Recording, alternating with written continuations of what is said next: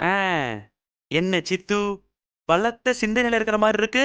சீனிவாசா, ம் நேத்து என்கிட்ட கேட்டியே ஒரு கணக்கு, அதுக்கு பதில் தெரியாம புலம்பிட்டு இருக்கிறேன். எந்த கணக்கு? அதான் அந்த ரயில் கணக்குடா. ஓ அதுக்கு பதில் கிடைக்காம ராத்திரி முழுக்க எனக்கு தூக்கமே வரலடா. ம் சீனிவாசா, சிரமத்தை பார்க்காம மறுபடியும் அந்த கணக்கு ஒரு முறை சொல்லுடா. அதனால என்ன சொல்லிட்டா போச்சு. இப்போ நீங்க ஒரு இன்ஜின் டிரைவர். சரி, நீங்க ஓட்டுற ட்ரெயின் சரியா 10:10க்கு இங்க இருந்து கிளம்புறது. ஓகே.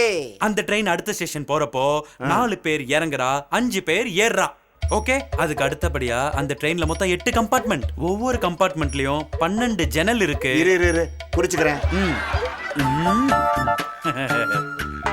சரி, அப்புறம் ட்ரெயின் அடுத்த ஸ்டேஷன்ல நிக்கும் போது ட்ரெயின்ல இருந்து ஒரு 7 பேர் இறங்குறா, ஒரு 9 பேர் ஏறுறா. அப்படியே அடுத்த ஸ்டேஷன் போறதா, அங்க ஒரு 14 பேர் ஏறுறா, ஒரு 16 பேர் இறங்குறா. அப்புறம் இரு ரொம்ப குழப்பறீங்க. சரி, அப்போ இத தெளிவா கேட்டுக்கங்க. இந்த ட்ரெயின்ல 8 கம்பார்ட்மெண்ட் இருக்குன்னு சொன்னேன்ல, அந்த 8 கம்பார்ட்மெண்ட்லயும் 2 பாத்ரூம், அந்த 2 பாத்ரூம்லயும் 2 ஜன்னல். ஐயோ, மேல குழம்புறத. இப்ப குழம்பாம சொல்றேன். அந்த ட்ரெயின் மொத்தமா 444 கிலோமீட்டர் ஓடி இருக்கு. இப்ப நான் சொன்னதெல்லாம் வச்சு கால்குலேட் பண்ணி சொல்லுங்க, அந்த இன்ஜின் டிரைவரோட வயசு என்ன? ஐயோ, இதை கேட்டுத்தானே நேத்துல இருந்து என்ன சாகடிக்கிற? எனக்கு பதில் தெரியலடா சீனிவாசா. உனக்கு புண்ணியமா போயிடும். தயவு செய்து பதிலே நீயே சொல்லிட. முயற்சி பண்ணுங்க சித்து. இதுக்கு மேல முயற்சி பண்ணா அப்புறம் முயற்சி பண்ணி நானே இருக்க மாட்டேன். யோசிச்சு மண்டை செதறி செத்தே போயிடுவேன். வேண்டாண்டா கண்ணா, பதில சொல்லிவிடுறா. சரி போனா போறது, ரொம்ப கெஞ்சிரல், அதனால சொல்றேன். நானு ஆரம்பத்துல என்ன சொன்னேன்? நீங்க ஒரு இன்ஜின் டிரைவர் தானே? அப்போ இன்ஜின் டிரைவரோட வயசை கேட்டா உங்க வயசை தானே சொல்லணும். ஆமா, நான் தான் சரியா யோசிக்கல. நான் ஒரு மடையம்பா. புரிஞ்சா சரி.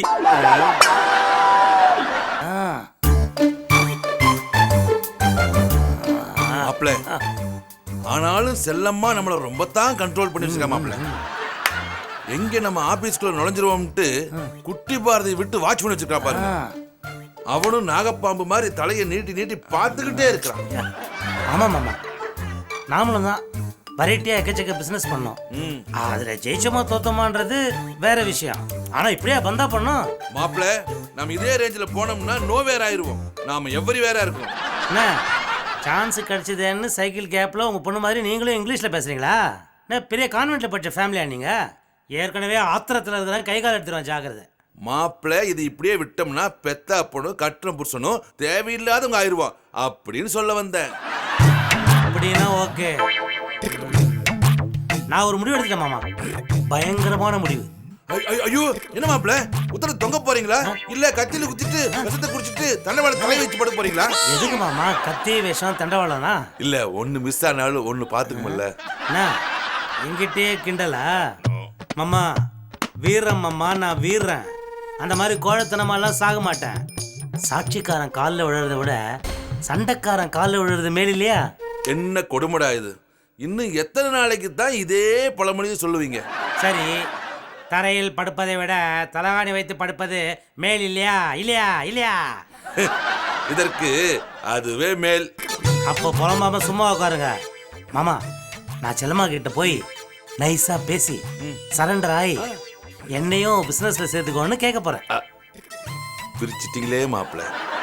என்னங்கிறீங்க, கேட்க போறேங்கிறீங்க.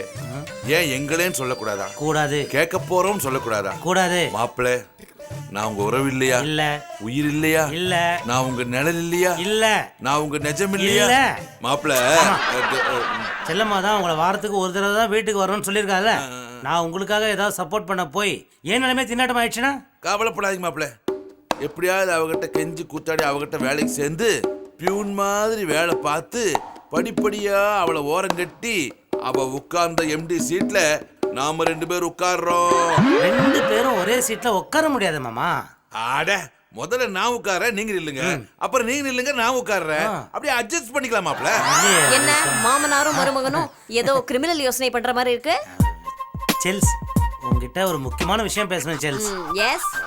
இல்ல செல்லம்மா, என்னையும் மாமாவையும் உன் கூட அந்த பிசினஸ் இருக்க அதில் சேர்த்துக்கிட்டேன்னா நாங்கள் மாடா உழைப்போம், நாய் மாதிரி நன்றி உள்ளவங்களா நடந்துக்குவோம், குதிரை மாதிரி ஓடுவோம். யானை மாதிரி ஞாபகம் வச்சுக்குவோம். ஆக மனுஷனா இருக்க மாட்டீங்க ஆ? இல்ல, இந்த பிராணிகள் கிட்ட இருக்கிற அத்தனை குணங்களும் நிறைஞ்ச மனுஷனா இருப்போம்னு சொல்ல வந்தேன். சரி சரி சேர்த்துக்கலாம், ஆனா எனக்கு உத்தரவு வரணுமே. உனக்காருமா உத்தரவு கொடுக்கறது? நீ தானுமா பாஸ். எனக்கு அவர்கிட்ட இருந்து உத்தரவு வரணும். எவர்கிட்ட? பாரதியார் கிட்ட இருந்து. செல்லம்மா, நான் உன் ஹஸ்பண்ட் தானே, என்ன உன் கம்பெனியை சேர்த்துக்கிறதுக்கு பாரதியார் எதுக்கு உத்தரவு கொடுக்கணும்? அதே மாதிரி நான் உன் அப்பா, என்னையும் கூட்டா சேர்த்துக்கிறதுக்கு அவர் எதுக்குமா உத்தரவு கொடுக்கணும்? அப்படின்னா நான் சொல்றபடி கேட்கணும். ம் சொல்லு, கேக்குறோம். என்னன்னு சொல்லுமா. நான் பாரதியார் கூட நேர்ல பேசுறேங்கிறத நீங்க நம்பணும். இவ்வளவுதானா? பாரதியார் என்ன, கம்பர், ஔவையார், திருவள்ளுவர் இவங்கெல்லாம் கூட உங்க கூட பேசுறாங்கன்னு சொல்லி நாங்க நம்புறோம்.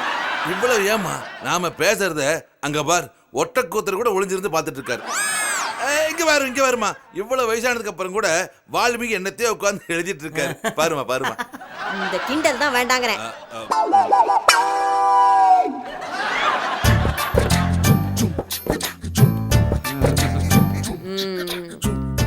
அனாவசியமா நீங்க பொழுது போக்க கூடாது.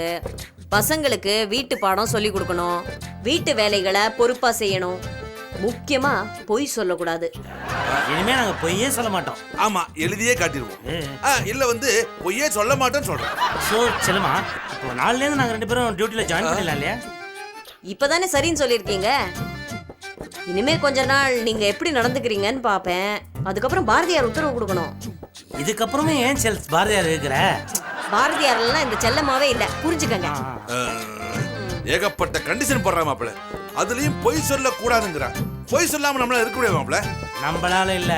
சரி, என்னால? முயற்சி பண்ணா முடியாது எதுவுமே இல்ல மாமா.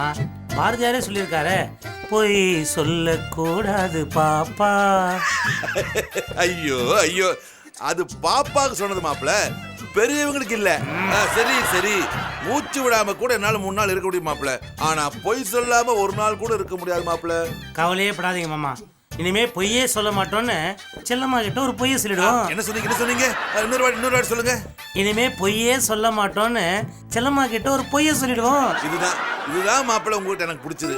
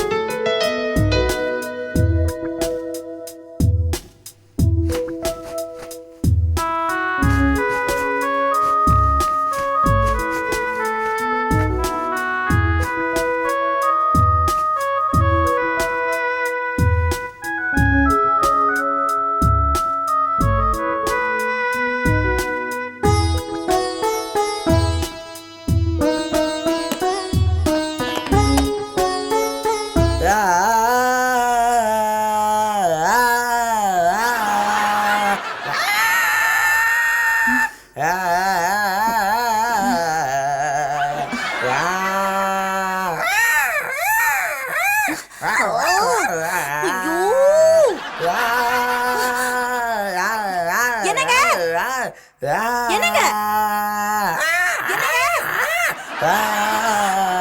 இங்க கொஞ்சம் வரீங்களா? ஐயோ, தாங்க முடியல.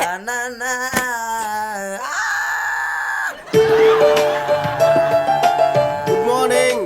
என்ன குட் மார்னிங்? ஏன் இப்படி கத்துறீங்க? ஏதாவது கெட்ட கனவு கண்டீங்களா? என்னது இது காலங்கத்தால கழுத கத்துற மாதிரி இப்படி ஒரு சத்தம்? ஏன் உங்க காது என்ன செவிடாவா போச்சு? மன்னிக்கணுங்க, காதெல்லாம் நல்லா கேக்குது. அது கழுத சத்தம் இல்ல, நம்ம குலக்குழந்து சச்சினோட சத்தம். பெரிய பாடகரா வரணுங்கிறதுக்காக பாடி பிராக்டிஸ் பண்றாருங்க. ஐயோ, முதல்ல அவன் கத்துறத நிறுத்த சொல்லுங்க. நல்லதுங்க, காலையில நீங்க இப்படி கத்தாதீங்க, உங்க உடம்புக்கு ஆகாது. நீங்க பஞ்ச காதுல வச்சுட்டு படுங்க, நம்ம குழந்தை நான் போய் கவனிச்சுக்கிறேன்.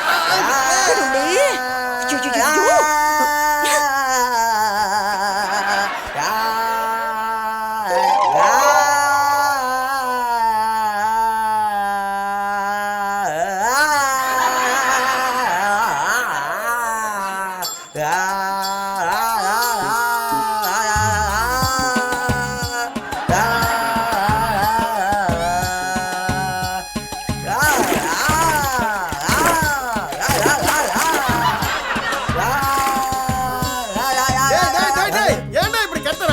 எது கத்துறேனா? பாடுறேன்ப்பா. பெரிய பாடகன் ஆகணும்னு பிராக்டிஸ் பண்ணிட்டு இருக்கேன். அனாவசியமா டிஸ்டர்ப் பண்ணாதீங்க. இஷ்டம் இருந்தா அப்படி ஓரமா நின்று கேளுங்க, இல்லைன்னா உள்ள போங்க. வருங்கால ஒரு பெரிய பாடகனை இன்சல்ட் பண்ணிக்கிட்டு இந்த குரலை வச்சுட்டு வருங்காலத்துல நீ பெரிய பாடகனாக போறியா? No chance. அப்பா, முயற்சி திருவனையாக்கும். முயற்சி திருவினையாக்காது. இப்படி கத்துனா முயற்சி வினையாக்கும். உயிர் போற மாதிரி இப்படி கத்துறையே அக்கம் பக்கத்துல இருக்கிறவங்க என்னடா நினைப்பாங்க? என்ன நினைப்பாங்க? என்ன நினைப்பாங்களா? பையனை அடிச்சு ஓச்சு கொடுமைப்படுத்துறான்னு தப்பா நினைக்க மாட்டாங்க. ட்ரம்மோட்ட வெளியே வா.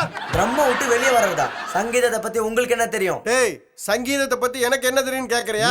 நான் பாடாத பாட்டாடா. இப்ப கூட தான் பாட்டு வாங்கிட்டு இருக்கீங்க அம்மா கிட்ட. வருவா பாரு. வரட்டும். டேய் டேய் டேய் நிறுத்துடா.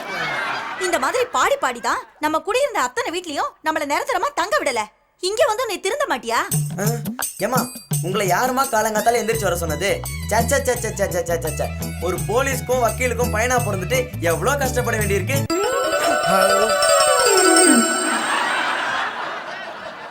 ஊர்ல பாடவே தெரியாதவெல்லாம் பெரிய பாடகன் ஆகணும்னு ஆசைப்பட்டு தேனியும் பாலையும் ஊத்தி கோயில் கோயிலா அபிஷேகம் பண்ணிட்டு வராங்க.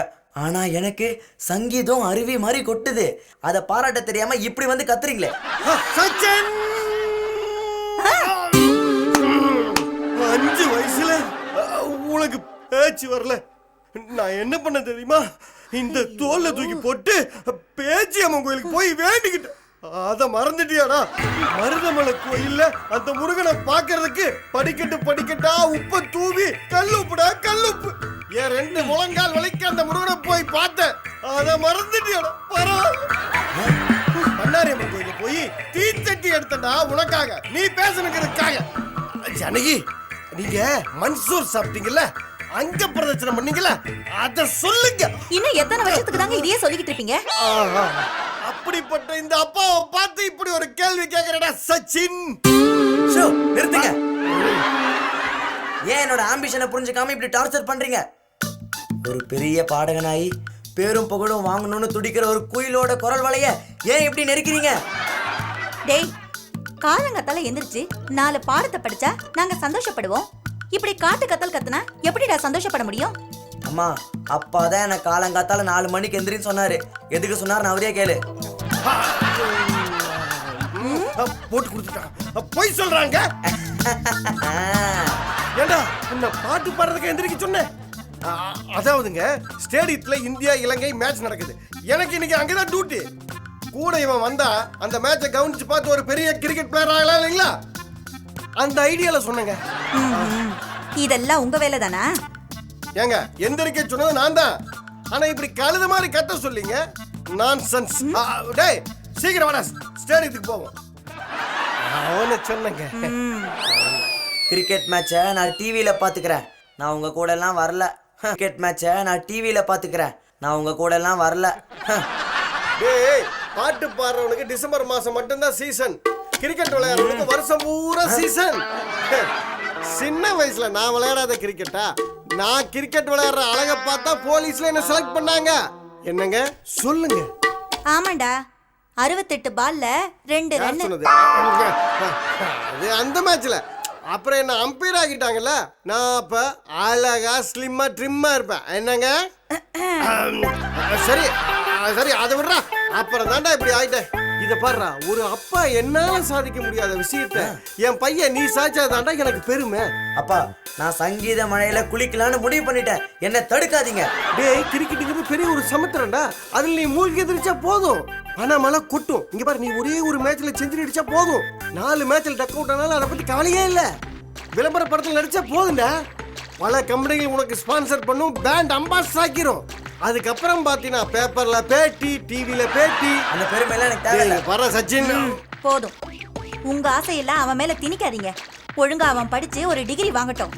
ஏய், வந்து படிக்கிற வேலையை பாரு. டேய் கூட்டிட்டு வாங்க. டேய் சச்சின், தயவு செய்து வந்துடுறா, உங்க அம்மா கூப்பிடுறா. அதெல்லாம் முடியாதுப்பா, நான் பாட்டு பாடணும். டேய் இங்க பாடுறா, நீ கிரிக்கெட் பிளேயர் ஆகுற. முடியாது, நான் பாடகன் தான் அவன். இல்ல கிரிக்கெட் பிளேயர். நான் பாடகன். இல்ல கிரிக்கெட் பிளேயர். பாடகன். இல்ல கிரிக்கெட் பிளேயர்.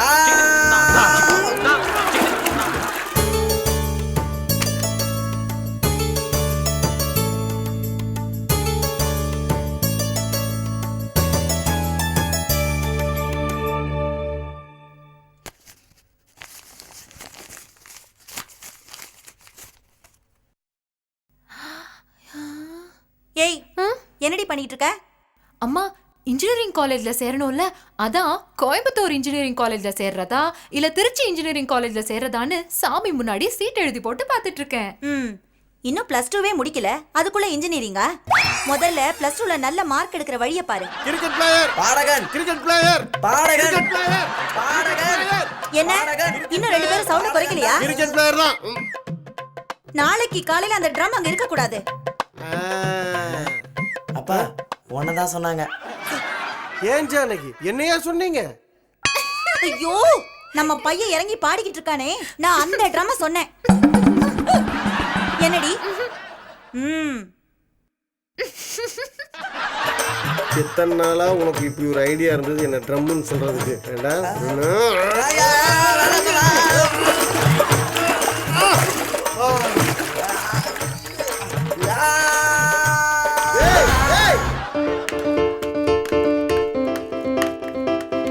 பாரு, பாரு, இங்க வாயேன். நீ கோவில்ல பெரிய ஆச்சரியம் என்னன்னா, பப்பி, இருடி நீங்க கோவில்ல சுவாமி முன்னாடி நின்னுட்டு சேவிச்சுட்டு இருக்கேனா, சுவாமி மேல இருக்கிற பெரிய ரோஜா பூ மாலை கீழே விழுந்துருதுடி. அம்பாள் சன்னதியில நின்னுட்டு சேவிச்சுட்டு இருக்கேன், அம்பாள் கையில இருக்கிற பெரிய ரோஜா பூ பொத்துன்னு விழுந்துருதுடி. அது மட்டும் இல்ல, நவகிரகத்தை 9 சுத்தி வர்றப்போ சமுதிரத்துல இருந்த பூ கூட டமார் கீழே விழுந்துருச்சு. ஒண்ணு இல்ல பப்பி, கோவில்ல கூட்டம் தாங்கல, யாரோ கூட இடிச்சா கீழே விழுந்துருதோ, அத கூட நான் தானே பொறுக்கி எடுத்தேன். ஐ டெல் யூ, இது எல்லாத்தையும் விட இங்கேயும் ஒரு பெரிய ஆச்சரியம் ஒண்ணு நடந்தது. அதை விட பெரிய ஆச்சரியம் கோவில்ல நடந்தது. ஐயோ அம்மா, அதெல்லாம் ஆச்சரியமே இல்லை. அதை விட இங்க ஒரு பெரிய ஆச்சரியம் நடந்திருக்கு. என்னன்னு கேளுங்க. சாமிட்ட வந்து பூ வைத்த போதே நினைச்சேன், ஆத்துக்கு போறதுக்குள்ள ஜெயஸ்ரீ வாந்தி எடுத்துக்கணும்னு. சாமிட்ட வேண்டிட்ட நடந்துடுத்து. ரொம்ப அவசரப்படாதீங்க அத்தை. எங்க அம்மா சொல்றத கேட்டு உங்களுக்கு தலை சுத்தாம இருக்கணும். கேட்டுக்கோங்க. பாரு, என்னது இது? எல்லாரும் என்னமோ புதுர் போடுறா. பப்பி, உங்க சம்மந்தி வந்திருக்காரு. அதான் ஸ்ரீனிவாசனோட அப்பா வந்திருக்காரு. யாரு? உங்க வீட்டுக்காரரா வந்திருந்தாங்க? ஆமா. என்னடி, உங்க ஆத்துக்கார் போய் சேர்ந்து பல வருஷம் ஆயிடுதுன்னு சொன்ன. அப்போ போனார், இப்ப வந்திருக்காரு. அப்படியெல்லாம் போயிட்டு வந்துட முடியுமா? என்ன மாப்பிள்ளை இது? அட ஆமா மாமா, அப்ப போய் சேர்ந்தவரு இப்ப மறுபடியும் திரும்ப வந்திருக்காராம். என்னமோ பாண்டி பசார் போயிட்டு திரும்பி வர மாதிரி சொல்றே. ஏண்டி பாரு, பரலோகம் போனவா அப்படிலாம் திரும்பி வர முடியுமாடி? அது ஏதாவது கனவா இருக்கும். அது எப்படி 3 பேருக்கு ஒரே கனவா வரும்? அவர் இங்கதான் இருக்கார். கூப்பிடுறேன் பாருங்க. ஏன்னா செத்த இங்க வரையில.